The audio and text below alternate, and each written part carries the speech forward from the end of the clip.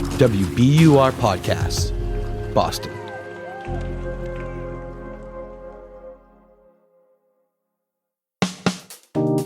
I'm Daryl C. Murphy, and you're listening to The Common.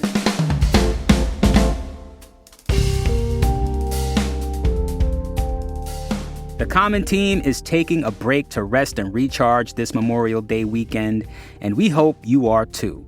But in the interest of keeping your podcast feeds fresh, we're getting a little help from our friends in the WBUR newsroom with a feature. It's from WBUR arts and culture correspondent Andrea Shea.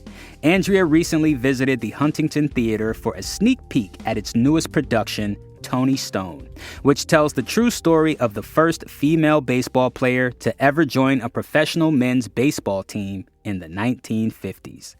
I'll let Andrea take it from here. About a dozen actors are working with two coaches in the Huntington's rehearsal room. But instead of running lines of dialogue, they're learning how to swing baseball bats like pros.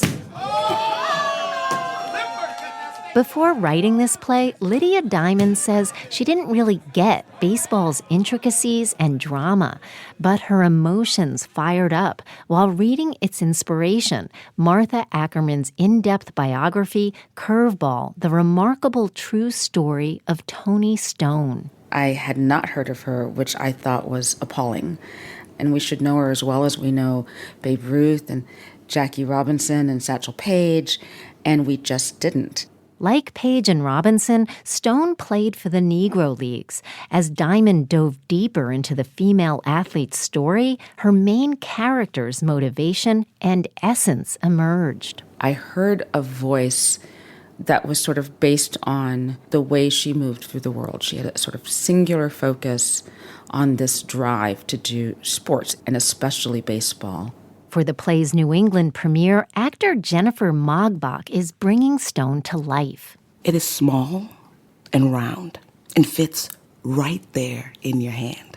You can probably guess what it is. It's a ball. It's the weight of a thing. It's the reach. It's baseball. Until this play, Mogbach also hadn't heard of Stone. Now she relates to her character's self-aware determination. It's not about anything other than what is it like to be inside of what you were truly placed on this earth to do and know it early. The play flashes back to when Stone was a stats-obsessed little girl. As an adult, she introduces her teammates on the Indianapolis Clowns. Keep in mind that baseball is a science. Yeah, we play silly, we play hard, we play pretty, and we play smart.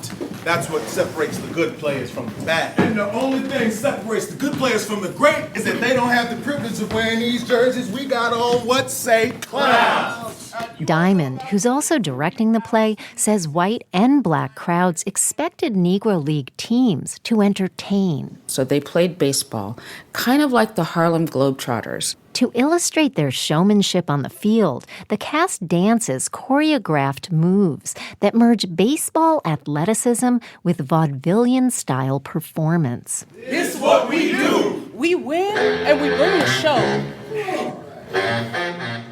The clowns traveled from town to town during the Jim Crow era.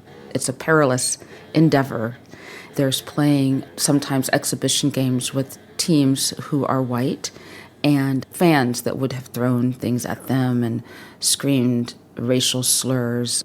Stone and her teammates excelled at what they loved in the face of complex racial tensions, Diamond says, and her play explores their experiences in nuanced ways. In addition to being elite athletes, they were elite performers who performed in a genre that was narrow, at sometimes perhaps a cost to their souls, but also full of the satisfaction of a job well done and making an audience laugh. There's magic and virtuosity in that as well. Throughout the play, Toni Stone never loses her optimism or love of the game. Mogbach admires that and hopes audiences will feel like she did when she learned about this pioneer. I want people to leave the theater livid that they don't know Toni Stone, number one. I want little girls to know about Toni Stone until Toni Stone is as popular as Babe Ruth. Heck, if we can get a candy bar named after Toni Stone, that'd be brilliant. Thanks to Andrea for that story. And that's our show for today. Thank you so much for listening to The Common. I'm Daryl C. Murphy, and I will talk to you tomorrow.